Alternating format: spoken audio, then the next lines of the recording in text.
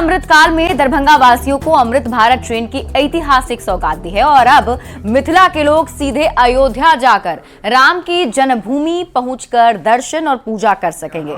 जल्दी इसके उद्घाटन की तारीख भी तय होगी। दरभंगा सांसद डॉक्टर गोपाल जी ठाकुर ने बताया कि पीएम मोदी जल्द दरभंगा से दिल्ली के बीच अमृत भारत ट्रेन के परिचालन को हरी झंडी दिखाएंगे।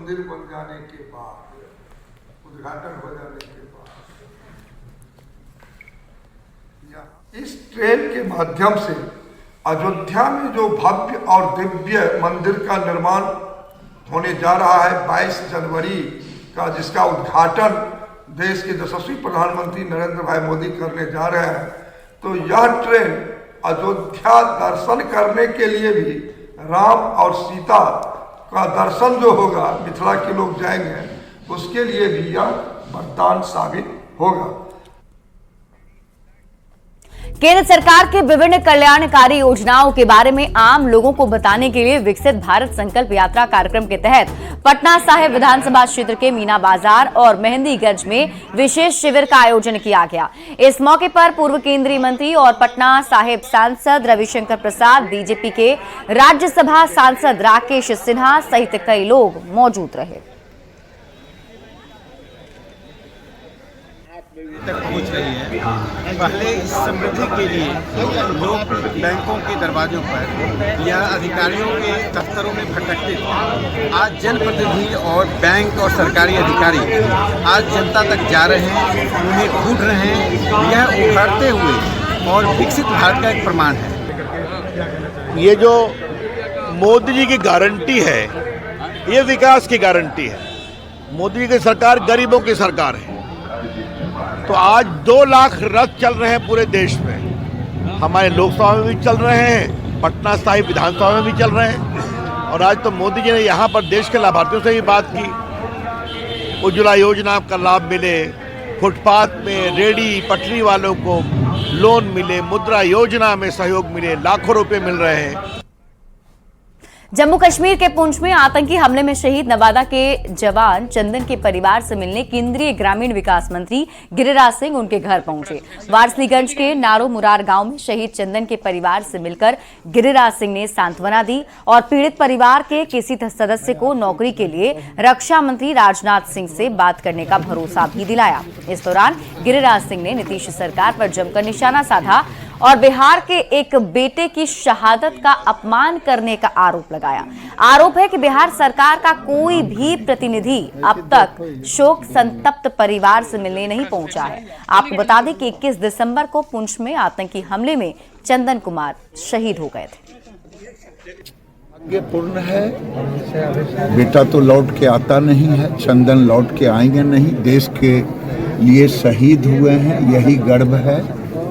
लेकिन दुख है गांव के लोगों का, उनके परिजनों का, कि बिहार सरकार एक तो पटना में लैंड नहीं करवाया, गया में लैंड करवाया और कोई उनके मंत्री संतरी नहीं आए। ये मैं समझता हूँ कि सेना के प्रति, शहीद के प्रति अपमान है। ये नीतीश बाबू के लिए दुखद बात है। इन्होंने अपना प्रॉब्लम कहा है, एक बच्चे को हमें नौकरी मिले। निश्चित रूप से राजनाथ जी को हम मिल करके लिख करके देंगे। और बेगूसराय में बढ़ते अपराध को लेकर नेता प्रतिपक्ष विजय सिन्हा ने सरकार और जिला प्रशासन पर जमकर निशाना साधा है। उन्होंने कहा कि बेगूसराय जंगल राज और गुंडा राज के आगोश में चला गया है। बड़ी बड़ी घटनाओं के बाद भी सरकार यहां पर भ्रष्ट पदाधिकारी पर एक्शन नहीं ले रही है और भ्रष्ट पदाधिकारी माफिया से गठजोड़ कर अवैध कमाई में लगे हुए हैं। बेगूसराय जैसे जिले में जो संवेदनशील है, औद्योगिक, बिहार के औद्योगिक राजधानी के रूप में जाना जाता है और यहां अच्छे प्रशासक, ईमानदार प्रशासक की जरूरत है।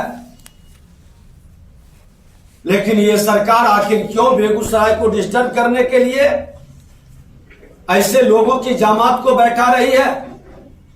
आज वास्तु विहार के अंदर 3 घरों में डकैती, रतन मंदिर ज्वेलर्स में दिन दहाड़े डकैती होता है आधा घंटा, 2-2 थाना अगल बगल। ये प्रशासन की अकर्मण्यता साफ झलका रही है। पूरा देश राममय माहौल में रंग चुका है। यूपी से नेपाल तक जय श्री राम के गूंज सुनाई दे रहे हैं, लेकिन कांग्रेस नेताओं को इससे भी परेशानी होने लगी है। पहले राम मंदिर निर्माण के खिलाफ आवाज उठाने वाली कांग्रेस अब रामलला के प्राण प्रतिष्ठा पर भी सवाल खड़े कर रही है।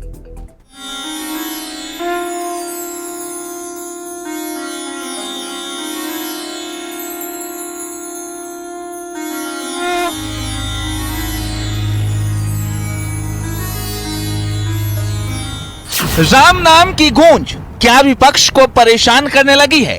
क्या अयोध्या का उद्धार विपक्ष को स्वीकार नहीं, या फिर ये सिर्फ बौखलाहट है जिसकी आहट अब धीरे धीरे सुनाई देने लगी है? ये फंक्शन हो रहा है एक स्टेट स्पॉन्सर्ड इवेंट के रूप में। प्रधानमंत्री मौजूद रहेंगे, मुख्यमंत्री यूपी के मौजूद रहेंगे, तो ऐसी परिस्थिति में वो स्टेट स्पॉन्सर्ड होने की जगह उसकी राजनीतिकरण जो हो रही है। हिंदुस्तान का जो सत्ता है वो सत्ता किसी धार्मिक धर्म का, धार्मिक रंग का नहीं होना चाहिए। तो अल्लाह ताला तो इस बाबरी मस्जिद जो हमसे छीन ली गई है वो हमें वापस दे दी जाए। आपका योगदान क्या बताइए? आप भगोड़े हैं इस हिंदुत्व के मैदान से, मैदान के आप भगोड़े हैं। चाहे लेफ्ट हो या कांग्रेस, मंदिर निर्माण के बाद प्राण प्रतिष्ठा से आहत है। न्योते दिए जा रहे हैं लेकिन कबूल नहीं कर पा रहे, और कांग्रेस के एक नेता तो यहाँ तक कह रहे हैं कि पूरे देश में राम मंदिर और राम जन्मभूमि की बातें उन्हें परेशान करने लगी है।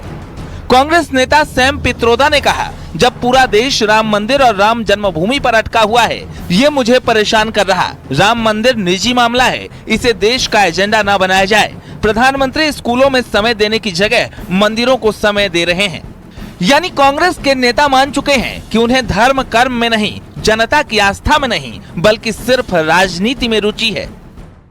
And when the entire nation is hung up on Ram temple and Janmabhoomi and all this stuff, it really upsets me, bothers me. So religion is something very personal.